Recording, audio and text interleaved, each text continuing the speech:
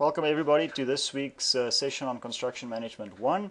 What we're going to do this week is we are going to look at construction estimating and tendering. Of course, there's a lot of work for you guys to read through. This is one of the bigger chapters that we have to cover in this course, but fortunately it's really interesting stuff that you most probably call you guys work with it every day already, so it shouldn't be too difficult for you to go through that. Reading 4 in the resource materials will direct you to the information, and then in the project management or project procedures handbook, volume 2, it's important that you refer to volume 2 there. Remember, this is part of the three book set. Section 8 is the relevant section for this week's topic. Alright, so I've highlighted that there for you.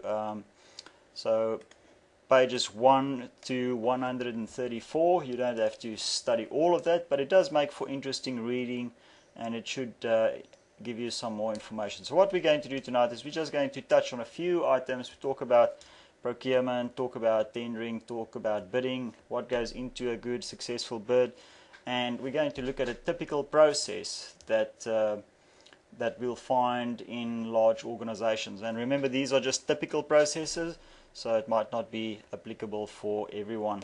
Alright, so this is basically what we want to do. Tonight we're going to look at the different aspects of calling tenders, and there's quite a lot of things that we have to keep in mind. We have to think about what is it that we want to achieve from the client side. If you fulfill the role of the client, you have to decide what's the scope of the work that you need to do. You need to think about, is this going to be a closed tender? Is it going to be an open tender? Are we going to invite bidders to bid for us? And what's the process that we're going to follow? On top of that, obviously also is the, good evening David, is also the preparation of the documentation. Now this might be, if not one of the most important ones, the most important ones for us to do, because what we see in the documentation is what the contractors are going to bid on. Alright, so the more information that we can give us during the documentation phase, the better. Alright, so in there's going to be information about the site visit, site conditions, geological survey, existing services, relied upon information. All of those items are going to be in there, and we are going to have to think about how are we going to address it, making sure that it's successful. Important for us is to remember that once we send out this information to our bidders, that we have to treat it very professionally, and we have to give everybody the same information. That's really important. You can't give one company more information than another one, because that might be grounds for dismissal of that award at the award stage of the contract. Alright, so also talk about the tender invitation procedures. How are we going to do it? Different procedures and methodologies that we have available. We can either go out to open market, where everybody can submit a bid for us. This one, in the old days, this used to happen quite a lot. These days we see that companies now ask a few dollars deposit on the tender documentation to make sure that people actually do take part in the bids. Alright, so that's really important. Another form is invited bids. Alright, so if you've worked with a few selected contractors before, subcontractors before, and you feel that you can trust them and that you're happy with their performance, you might say, alright, in this case I'm going to stick with these guys and only invite them specifically for this project. Now, really important there is in the documentation, we need to have an exit clause for ourselves, so that says that we're don't necessarily going to award this to the lowest or any bidder. Alright, so if you're a client, you need to put that in there. Otherwise you'll find that you have to most probably negotiate with the lowest bidder there. The requirements and scope. Scope is one of the favorite ones that we fail on, and it's because we typically, when we go out to bids, we don't have all the information yet. Alright, so try and get as much information as possible. If you're on the contractor side, also important to try and ask as many questions as possible to make sure that you arm yourself with the right amount of information, with the right that you know what you're going to bid on. All right, so the biggest problem that we see in the market is contractors overpromise and underdeliver on scopes that's created by the client that don't really know what they want at the end of the project. All right, so we're also going to look at the preparation on estimating and procedures that goes hand in hand with that. It's not a simple process. There's different techniques that we can use. We can either look at existing projects that we've done before and use that as a base, or alternatively we can break it down into smaller sections and build it up again. And we can also, if all else fails, use a statistical methodology, and we'll typically see the statistical estimates work really well when it comes to research projects and pharmaceuticals. And if we can't use that, we might ask a few experts, something that we call the Delphi technique, and if you're in the States, called the Delphi technique, where we ask a bunch of experts what their opinion is on the matter. Alright, and when we receive the tenders, it's important that we follow the right procedures there. If you are going to receive different tenders, make sure that it's closed, for instance, at 12 o'clock. If you're a contractor, make sure that you're in time. And that you're not late, otherwise you might be disqualified.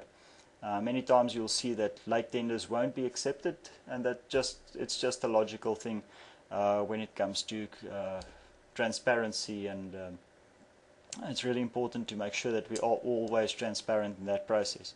And then of course the evaluation of the tenders, depending on the information that we've given out. Contractors will submit different types of tenders. Now, if you want to save yourself a lot of work, specifically on large projects, you can specify the format that you want your tenderers to supply the information in, and that will make it easier for you to analyze the information later on. If you don't do that, if you don't give them pro formas or templates to work to, they'll submit it in their templates and their formats that they are used to, and that makes it a little bit more difficult for you to evaluate, because you'll find that it's one tenderer maybe have tendered in section A on a specific type of material, and in section B excluded that, and it's difficult if you did not prescribe the methodology that tenderers are to follow there. Alright, so if we think about why accurate estimates are important, well, basically if we underestimate on a big project, obviously later on we're going to be in trouble, because we'll run out of cash, and we might find that the resources that we've allocated are a bit light. Right? And that will cause further hassles later on down the road, because now we'll struggle with resource leveling, our project will run longer, and we might find that we have to expend more finances in order to catch up. Right, and that will obviously also have an influence on how the quality of the project is handled at the end. Information that's not complete or incorrect might lead us to the wrong decisions, and that will influence downstream decisions as well. Right, so follow-on activities might be impacted if we underestimate. We can also see that incorrect tenders or estimates might lead to unrealistic goals and expectations. For instance, we might expect that we're going to make 5 or 6% profit on this project, but because we underestimated, that profit margin will diminish to maybe 1 or 2%. And of course, that's the bottom line is always finances. So the poor economic decisions that we make will have an impact on future projects that we're currently running with. If we overestimate, obviously it's going to be a planning and a budget disaster, because we don't really know exactly what we're expecting, and we don't know exactly what we are going to expend. Right, so the oversupply of resources and capacity, we might find that we have more people allocated to a certain project, and that project might not be it might not require all those resources that we have. We might be resource heavy, and we might not be able to deploy those resources to another project in the short term. All right, and then of course the big one there is it will lead to uncompetitive bidding. All right, our competitors will outperform us, they'll get the work instead of us, and we don't need to say anything about that. David, if you are having trouble, just send me a text and we'll see if we can sort that out. I can see that you're logging in and out, so let's see if you have any trouble, just let me know. Alright, so the aspects of estimates that we just briefly have to look at is basically when we get this project, we need to break it down into smaller pieces. And the easiest way to do that is obviously using a work breakdown structure. Right, so the different levels there, some companies run it to 5 levels, some companies run it to 4 levels. The highest level obviously will be the project level, and the lowest level will actually be the activity level, where we're going to see the guy pushing the wheelbarrow on site. Alright, that labor action that we have. Alright, so you can break it down up to that point, or if you have reliable information in your company, a body of knowledge that you can use, you can break it down to level 2 or level 3, depending on the type of project. The more detailed you want the bit to be, the better at the end. Alright, and then of course the methodology that we have, the analogous technique, I'll talk about those 3 just now, but there's basically 3 methodologies that we can use. The analogous, parametric, bottom-up, and the one that I left out there is the Delphi technique, or the expert judgment, and more about that one on the next slide. Alright, we also have to think about the basis of the estimate, or the BOE. Many of you will see this acronyms flying forwards and backwards when it comes to estimates. The BOE, basis of estimate for our estimate. Is it based on the information, the scope that we've received from our client? What does it say? What is the site conditions? Is it a brownfields? Is it a greenfields type contract? How do we disseminate that information? We also have to think about the life cycle costing of that project. If it's a long-term project, longer than say a year, we have to start thinking about inflation and who takes care of that, changes in the law. All of those aspects have to be priced in. Make sure that you mitigate all the risk items. If you have a risk register for this project, make sure that you mitigate all the items. And then of course make sure that you have a consistent presentation. If you have 3 bidders taking part of it, make sure that the bids are all presented consistently, so that you know that you're comparing apples with apples instead of apples with potatoes. And make sure that you reflect the same information, so that when you make the decision, you know that it's on an equal ground and it won't be refuted later on. Alright, so there's our slide, just explaining the different costing techniques. The analogous one is basically looking at a previous project that we've had before. Alright, and we said this is how we handled this one. The only differences in our new project might be that it's 50 kilometers away from the city center or something like that. Parametric, statistical values or probabilities. And this one, remember what we said earlier on tonight, statistical values work best in first of a kind type projects, research projects, pharmaceuticals. Those companies typically focus on parametric costing techniques, also known in some cases as activity-based costing. Alright, so the build-up one, or bottom-up, is basically break it down into smaller pieces, alright, and build it up from the bottom. Alright, and that's the one that we see used most frequently for smaller work type projects. Alright, we break it down into smaller pieces, and obviously each item is priced from that point. The expert opinion, or Delphi technique, is basically where we see a group of experts together. We bunch them into the same room and say, alright, come up with a solution. And the idea behind that is one expert on his own will come up with a certain solution, 6 experts will come up with 6 different solutions, but 6 experts together will come up with the best solution. Alright, so that's typically the theory behind it. Doesn't always work like that. Working with experts is always a difficult one. Alright, so just at this point, let's just pause for a second, and I'm going to ask David, have you got any questions? I can see that you're struggling there with your connection. Have you any questions so far? Can you hear us now? Yeah, it's all working now. I'm just on the computer. I was trying to connect on iPad before and it just wasn't working. I could see everything but no sound. All right, and all right, so no sound on the iPad. Yep, I'll definitely look into that. I tried it last night and it seemed to work last night, but I'll just make sure that I've got the right settings and everything. Did you have headsets connected to your iPad? No, no, just the speaker that's on it. All right, okay. I'll look into that, David. Sorry for the inconvenience. We'll have to get that No, fixed. thank you. All right, so let's continue. And this is the next couple of slides is based on an oil and gas company that I worked with not too long ago, and this is what they came up with. This is their procurement management model, and they said, all right, in this case, when it comes to estimating and bidding on a big project, there's going to be 8 different phases that we're going to go through, and each of these phases have different importance and different items that we have to look at. So it's basically almost like an extended stage gate approach, but for bidding and tendering.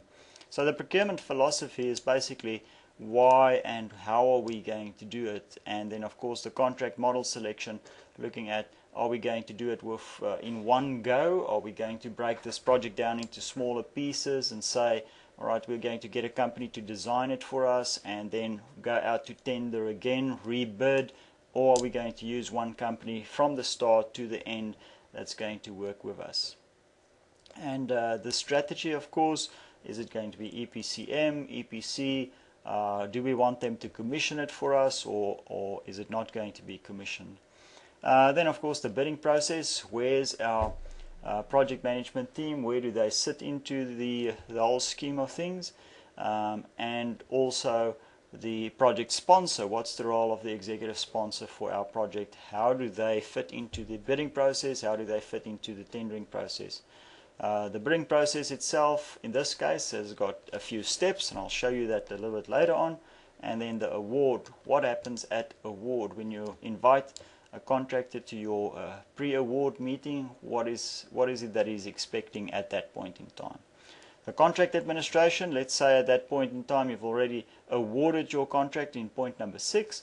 What goes into contract administration? And contract administration is actually one of the follow-on lectures that we're going to have next week or the week after. Alright, and then of course close out. Let's say it's been a successful project, everything has come to a close. At that point we can say this is the items that we want to go through, this is how we're going to end it at the end. Alright, so our procurement management model, it's just those 8 items that I've got for you.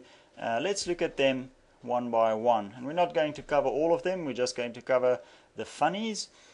So the first one, the philosophy, is the why behind every alternative. So we're going to look at do we need to outsource it? Do we have internal staff? Do we have enough capacity to do it? If we are going to outsource it, who are we going to outsource it, and what's the process behind it? Are we going to identify specific contractors to do it for us, or alternatively are we going to think about going out to market, an open bid for instance? And then of course the contracting strategy behind subcontractors as well, really important, because if you deal with subcontractors, what's the role and responsibility of the main contractor? What about nominated subcontractors? Let's say a nominated subcontractor fails to perform successfully. What is the role of the contractor in that case? And in terms of the contract, can you actually now hold the main contractor responsible for the nominated subcontractor's performance or lack of performance? Alright, so those are all the interesting questions that sits behind the procurement philosophy. The contracting model selection will be different for each company that you work with. So the full competitive model means that after each phase of the stage gate approach, for instance design or concept, detail design, execution, it means that after each of those stages we'll go out to the market and we'll rebid the whole phase. So each and every phase of our stage gate is therefore competitive. We go out to tenders, and of course it takes a lot of time and a lot of effort. It's really the traditional model, but in these days we see less and less of the full competitive model occurring. If we think about the rollover model, this is where we have one contractor that is designing the project for us. All right, so he's doing the feasibility, he's doing the basic design, and he's doing the detail for design for us. With a rollover model, it means that we are now going to use that contractor and basically roll over his design, roll over his plans into the execution of the project. Right? So it's a little bit more expensive, and the reason why it's more expensive is because if it is a rollover model, the contractor that's taking part of the rollover model obviously knows that he's going to get the execution job, therefore he knows that he can load up the pricing a little bit. Some questions that we have to ask about this is, if it is a rollover model, what happens if the contractor made mistakes during the design phase and these mistakes now have to be fixed during the execution phase? Do we pay our contractor for those mistakes? The answer typically would be yes, we do pay, because it's going to be two different contracts. Alright, so two different contracts means that it creates two different project entities, therefore the contractor scores. So really important to keep your fingers on it, make sure that the design is there. Make sure that your own, if you're the client, make sure that the internal design team looks at the designs from our contractor. Dual basic with competitive rollover. Let's say for instance we have a first of a kind type of project and it's never been done before, like I said, a first of a kind. What we might do is we might do two companies, and two of those companies will design the basic engineering for us. Alright, so each of them will have a scope document, the same scope document. Each of them will go away and come up with a design based on that information that we've given them. They'll come back later on, and based on that design, the project manager or the project sponsor, the project team, will decide which is the best one in terms of technology, commercial viability, all of those issues that you can decide on up front. Alright, and then obviously you'll choose one to move forward on. Alright, really expensive because you have to pay for both of those designs. Alright, so a dual basic means that you have to pay for both of those designs. An alliance model, this is where we say, alright, we a little bit in trouble with resources and know-how, but we know that there's a few contractors in the market that's sort of in a similar situation, but they do have know-how and they do have resources. So you form a strategic alliance and you work together. Alright, obviously this one you'll see more towards difficulty in the market conditions. Alliance models will obviously be more prevalent. Alright, so typically if there's a global financial crisis, you'll see more and more strategic alliance type projects. Full turnkey, let's say it's a special type of technology. One single contractor is going to be able to provide all of the technology, design everything, and he's going to be responsible for the implementation and commissioning at the end of the day. Alright, so those are the basic contracting models that we have. If we look at the procurement strategy, we have to start looking at the contract types. Alright, so are we going to go with an off-the-shelf item, like for instance the Australian standards? Are we going to go with FIDIC, NEC, the general conditions of contract, or are we going with the JBCC, any of those types of contracts that's out there that's off-the-shelf solutions? Or alternatively, are we going to say, alright, we're going to create our own internal contract? Alright, it's always more dangerous doing your own thing because it hasn't been tested before. If you have taken off-the-shelf item, chances are that it's been tested in a court of law before and you should be quite safe. You also have to think about pricing. Are we going to go reimbursable? For instance, a bill of quantities or bill of materials. Are we going lump sum? If we have a really good scope, we can consider going lump sum because then all the responsibility moves on to the contractor. But if there are changes, he's going to really hit us hard with the change orders or the compensation events. Alright, the bidding strategy, we have to decide, are we going competitive? Are we going to talk only to one contractor? Or are we going to select a number of them and let them fight it out and see who comes out on top. Alright, and really important there, for each of these activities we need a proper risk register so that we can manage the whole process. So factors that we have to consider when it comes to the project: obviously complexity. Is it more difficult or more easy to build a $50 million gas to liquid plant, or is it more difficult or complex to build a $50 million housing estate? Alright, so even though the value of the project is exactly the same, the complexities will differ. Alright, obviously it's going to be a little bit more difficult doing a gas to liquid plant because there's a lot more engineering involved, there's a lot more piping and services. It's just a little bit more high in technology. Alright, so another thing, time and urgency, budget. Alright, so time, cost and quality always going to be there. And then of course we have to manage that. Alright, make sure that that process is in hand and that it doesn't run away with you. Alright, so if a client comes to you as a contractor with unrealistic goals, it is your duty as a contractor to say, no, these goals are unrealistic and it's not attainable, therefore I cannot enter into a contract with you. And the reason you want to do that is because you will be held responsible for those timelines once you agree with them. Alright, so for the buyer or the client in this case, what is it that we need to consider? Obviously from a contractor's point of view, we need to know what's the expertise. Alright, have these guys done a project that's similar? Is there information available? Is there a body of knowledge that we can tap into that can help us with the execution of this project? And of course the management capabilities and the scope appreciation. Alright, so a lot of these items you guys should now be familiar with.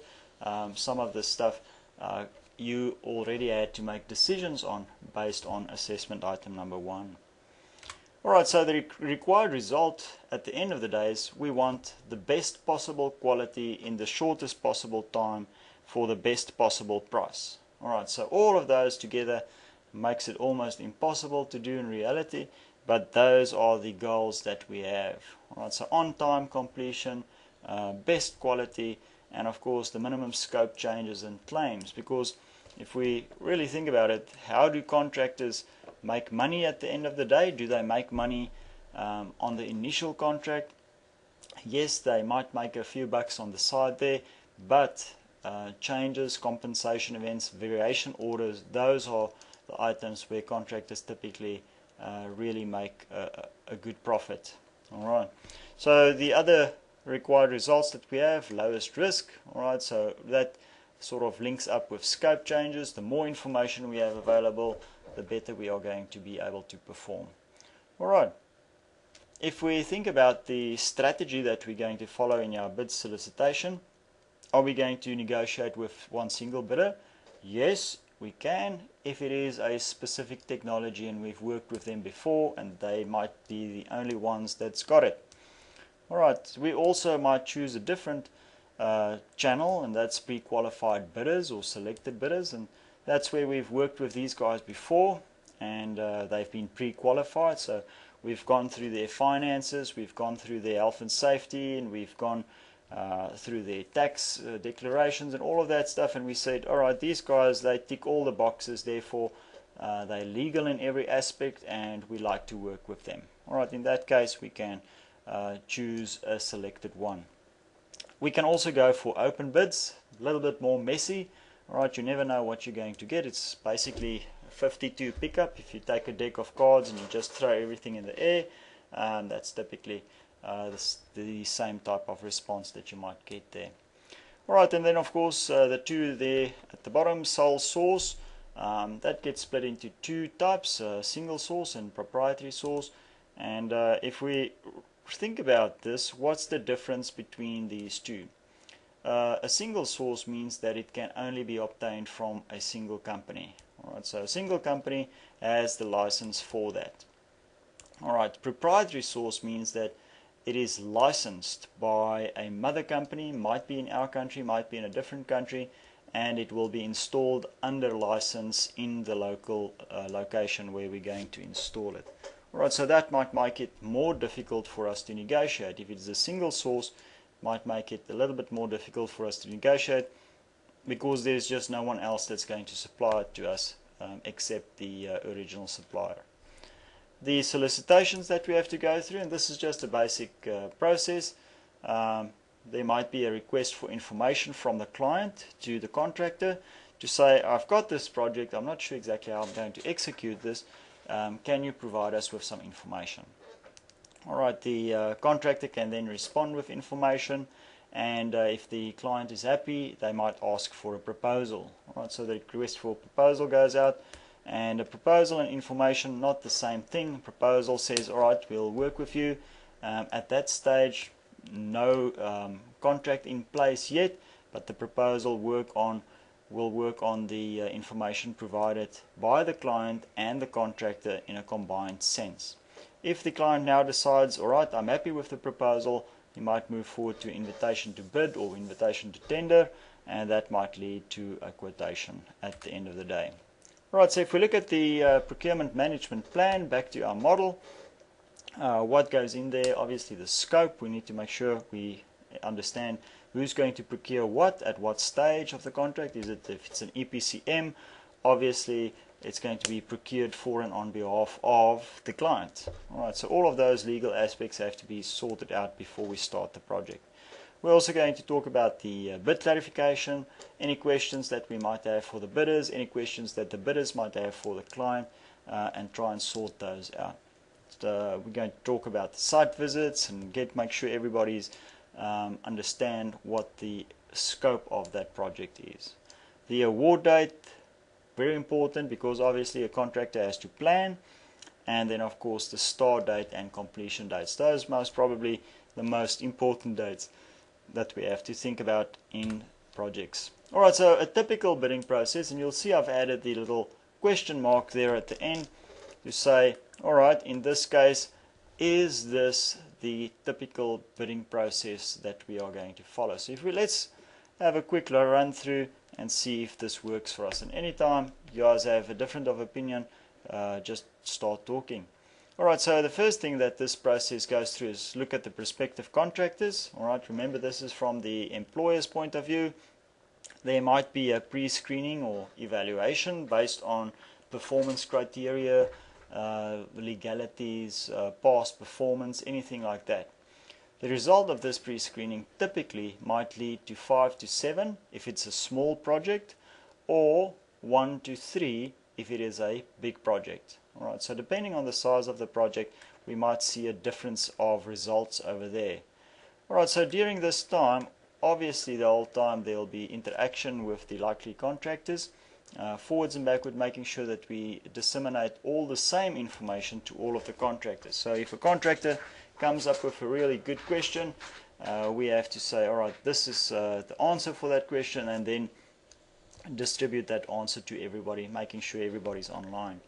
The decision analysis, and remember the decision analysis, the items that we have in there need to be fixed before the bids come in. Alright, so we need to fix up the items, that those selection criteria, they need to be there before we start the project. Why? If they're not there before we start the project, we'll read the first bid and then say, these are good points, and our list will start from that point forward. Alright, it's the same with your assessment items. If I don't have the selection criteria that I'm going to look at up front, it means that I might be influenced by the first assessment that I read. So if there's a good assessment coming in, I might say, alright, this is really a good point, I'm going to mark everybody further on based on that. Alright, so the result from our decision analysis then leads us with the team of players that we want to play with. We might do a presentation to the bidders as the client, say this is the project that we have, this is the site visit, and typically what I've done in the past as a project manager is I would invite everybody to a site visit, make sure that they sign for the documentation a week or so before the site visit, so that when they come to the site visit they already have a good understanding of the project. Load them up into a bus, and then I'll be the tour leader or the tour guide for that trip in the bus, and while we drive I'll answer questions and everybody will have the same questions and everybody will have the same answers. Right, so that just makes sure that all of them get the same information. The bid presentation by the bidders, this is now after they've been to site, they've collected all the information, they've worked a little bit on there, and then of course they can then submit their bids to the client. Alright, so the bid evaluation and all disciplines, meaning that it's both technical and commercial and financial. Alright, so not only remember commercial, all the legal aspects, technical, do we satisfy the technicalities of this contract, the solution that we propose, will it deliver what we want? And then of course the contractor now has an opportunity to do clarifications and presentations, and at that stage we do a final decision analysis based on all the collated information that we find. Alright, so at this point we need to have a unified decision analysis. We need to know that this information apples with apples, and that's what we're going to work with. Alright, so risk assessments. This is basically a continuous process, making sure that we've covered all the risk. We'll identify one of the preferred contractors, and at that stage we won't tell the other contractors that they're not successful. We'll just keep them there, negotiate with one, and see if we can get the contract going. Why do we do that? The reason why we do that is, let's say over there we fail in our contract negotiations. We need to be able to go back to that point over there and say, alright, let's go to number 2 and let's start with number 2. So number 2 basically becomes our fail-safe device. Alright, and then we go through to the contract award, and with the successful bidder, and feedback to unsuccessful bidders. Alright, so depending on how you want to play it, you need to provide feedback to the unsuccessful bidders, making sure that you don't open yourself up for legal aspects or legal litigation issues. Many companies won't provide feedback because of that issue. Alright, so the information that needs to go out there needs to be well vetted. Alright, so the award, point number 6 there. Make sure that the contract is signed. Last week we spoke about letters of intent and letters of award and the legal aspects behind that. Remember, a letter of intent, difficult to get understanding of the legal capacity of a letter of intent. So try and get the contract signed. That's the best thing to do, because then you have your insurance in place and everything should run easy from that point forward on. Alright, so the contract administration, that's a game that we play. So mutual trust and cooperation. The contractor at the end wants work and the client wants a finished product. Alright, so make sure that we manage that process, and the contract administration is basically going to be one of the next lectures that we're going to deal with.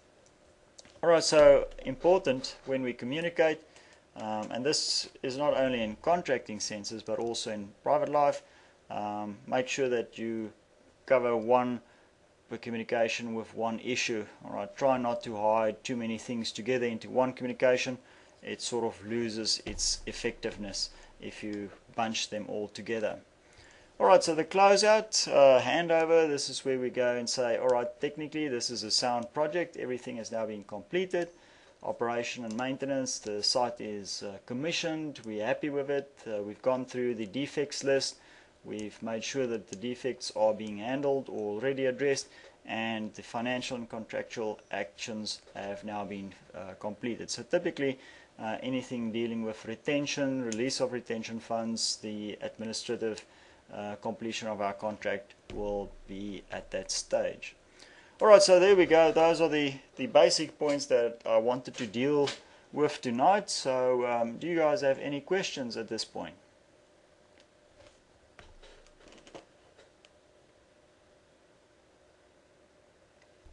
Alright, any questions from anybody? Alan, are you, do you have any questions tonight?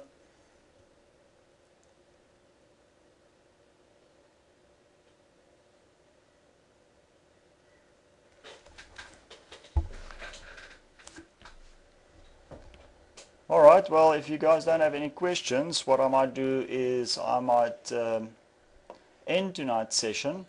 And what we can do is, if you have any questions, please add them to the forum, and I'll be able to address them in next Monday night's lecture. Alright, so Actually, Josh, I've got one question. Yeah, Carl? The Delphi technique, where you get a bunch of professors together, how do you stop groupthink so you don't end up with a German tank like World War One? Yeah, that's a good question, Carl. And the problem with academics is they always start thinking into one specific direction, and this is where your project sponsor or project manager needs to be interjecting the whole time. You know, making sure that it's not only a smart talk trap, that you start focusing on the right issues. It's a difficult process, but you have to interject somebody that's not part of the Delphi group itself to manage them.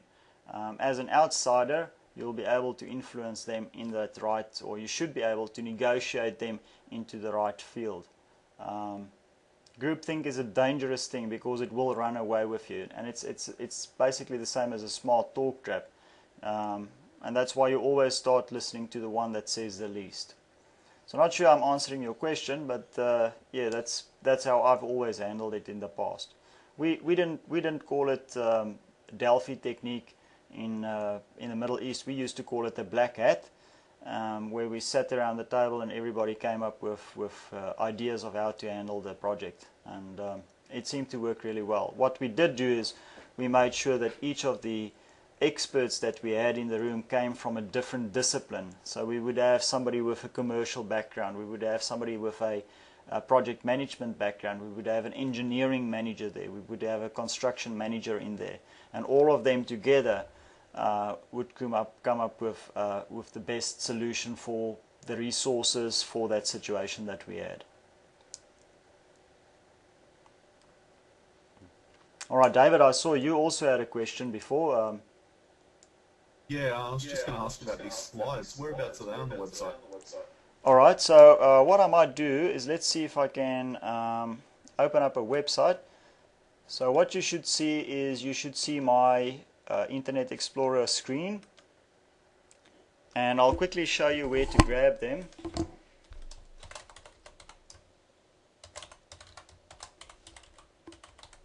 If I remember my password correctly.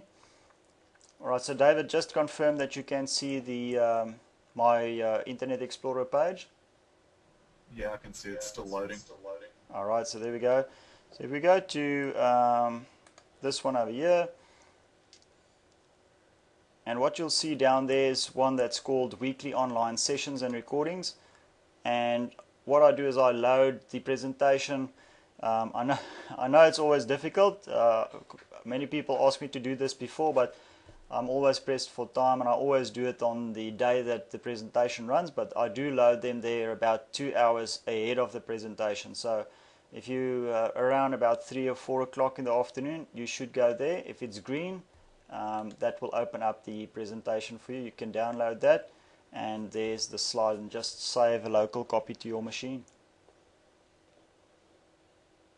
Okay, all good, thank you. Alright. Alright, any other questions? Joshua, the parametric methodology, is that where, through your own experience or anything, you've built up like a historical database of rates? Well, Is that what that's referring to? Well, let's just go back to that slide where I've got the definitions for you, and if I can remember which one it is, there we go. Alright, so the parametric one is basically where we say statistical values. So you'll have a statistical upper limit and a statistical lower limit. So the most positive, the most negative, and the most probable.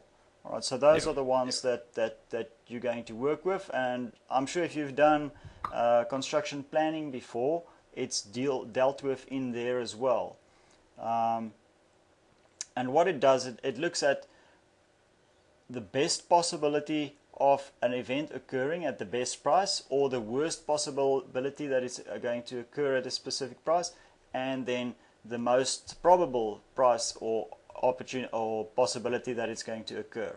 And that gives us then the statistical value divided by 6, because you'll see the formula says 1 optimistic plus 4 pessimistic, or 4 probabilistic plus 1 pessimistic, and that gives you the 6. If you guys want, what I can do for next week, I can give you a short little lecture on the 4 different techniques that we've got tonight, if that might make it easier for you.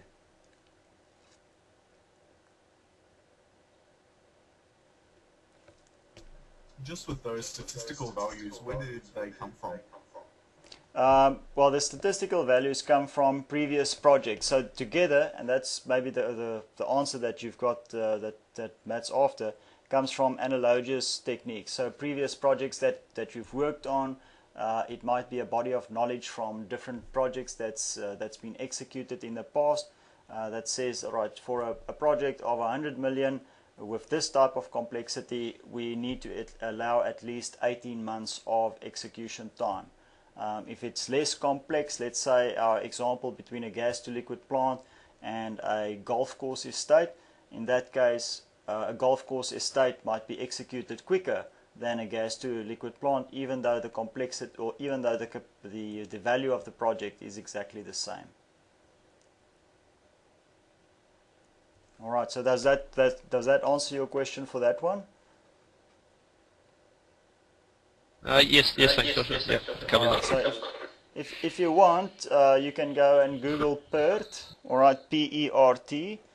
That will give you the program evaluation review technique, and that's the technique that parametric refers to. Alright, so it's basically a scheduling technique that can be used for costing as well.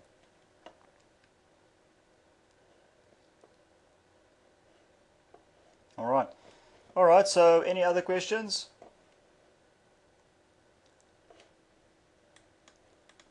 If we don't have any other questions, what I might do is call it a night, and I'll see you guys next Monday.